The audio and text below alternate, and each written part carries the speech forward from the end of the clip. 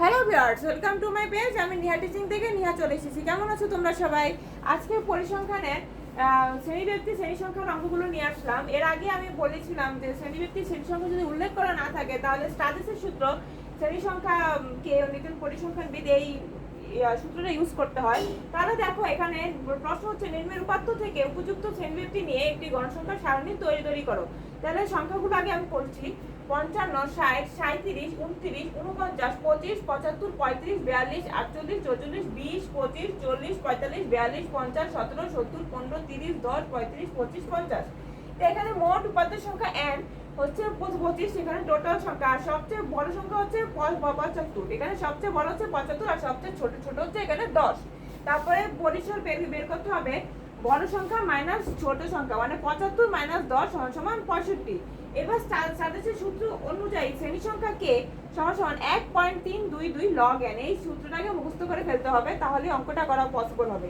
তারপরে দেখো 1.322 log n হচ্ছে এখানে 25। তারপর আবার 1 যোগ 3.32 পূরণ 1.397। এই 1.397 এই অ্যান্সারটা আসলো। সায়েন্টিফিক ক্যালকুলেটর তোমরা ইউজ করবে, আমি বারবার বলছি পরিসংখ্যানের ক্ষেত্রে যে সায়েন্টিফিক ক্যালকুলেটরের মাধ্যমে তোমরা লগ তারপরে 25 দিলে এই যে 1.397 এই অ্যান্সারটা আসবে। তারপর আবার 1 যোগ এই 3.322 ইন্টু 1.397 এই দুইটার মধ্যে গুণ করলে হবে 4.6400834। তারপরে একের সাথে যোগ করলে আবার হবে 5.6400834, আবার হবে 5.6। তা আমরা সবাই জানি যে আমরা পরিসংখ্যানের ক্ষেত্রে সবসময় পূর্ণ সংখ্যা নিয়ে আসি, কোনো দশমিক জাতীয় কোনো সংখ্যা আমরা এখানে ইউজ করতে পারি না। তাহলে 5.64 এর পূর্ণ সংখ্যা হচ্ছে 6। তারপরে বের করলাম শ্রেণী ব্যবধান। শ্রেণী সংখ্যা বের করা অলরেডি হয়ে গেছে, এখন শ্রেণী ব্যবধান বের করবো।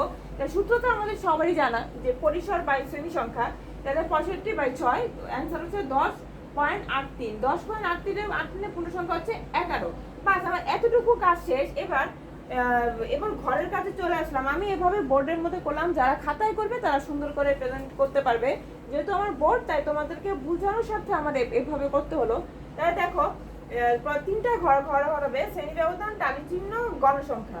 তাহলে এখানে ঘর হচ্ছে টোটাল হচ্ছে 1 2 3 4 5 6, 6টা ঘর। আর ব্যবধান হচ্ছে 11 ব্যবধান। 10 থেকে 21, 21 থেকে 32, 32 থেকে 43, 43 থেকে 54, 54 থেকে 65, 65 থেকে 76। এটা কিন্তু সম্পূর্ণ বহির্ভুক্ত পদ্ধতিতে।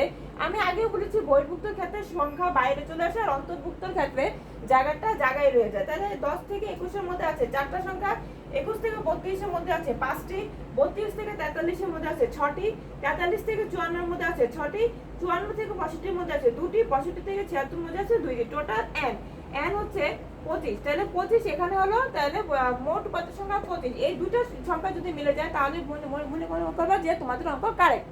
তো এই হচ্ছে আজকের অঙ্ক। আমি এতটুকু আলোচনা করলাম, তোমরা জানো কার কেমন লাগে। তোমরা ভালো লাগলে লাইক কমেন্ট শেয়ার করো নিয়া টিচিং পেজকে, ইউটিউব চ্যানেল সেখানে সাবস্ক্রাইব করো নিয়া টিচিং পেজ। ওকে, ভালো থেকো সবাই, সুস্থ থেকো। নেক্সট ভিডিওতে আবার দেখা হবে। টাটা।